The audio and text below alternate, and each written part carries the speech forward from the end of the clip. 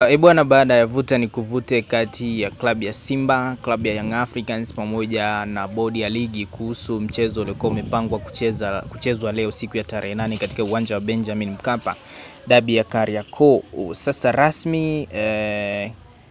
kutokana na kile ambacho inasemekana kukiukwa kwa kanuni za ligi, ambapo klabu ya Simba ilitakiwa kufanya mazoezi siku ya jana katika uwanja wa Benjamin Mkapa, muda ambao ndio sawa na muda ambao game husika ingechezwa, yani siku ya leo tarehe 8 saa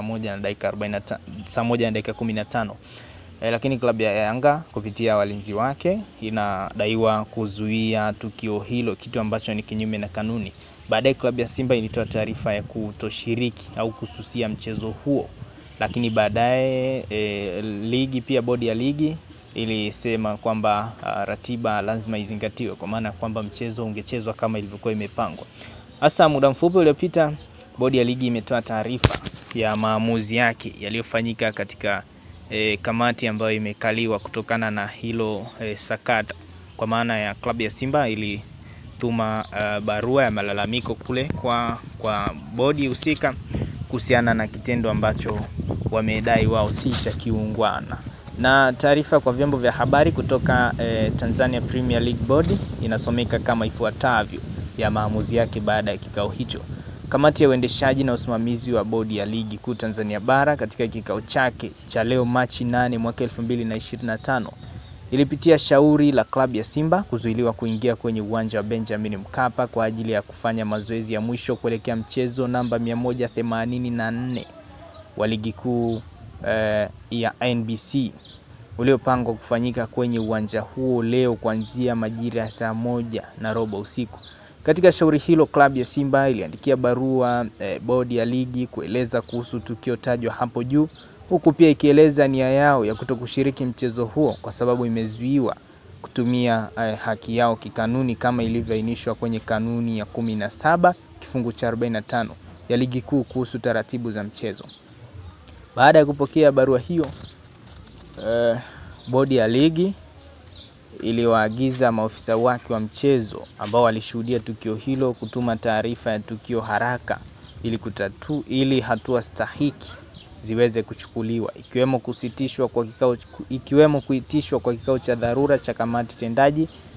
na usimamizi wa ligi. Baada ya kupitia taarifa mbalimbali zikiwemo za maofisa wa mchezo na vyanzo vingine, kamati ilibaini kuwa klabu ya Simba wakati ikielekea kutumia haki yake kama ilivyoainishwa kwenye kanuni ya 17 kifungu cha 45 ya ligi kuu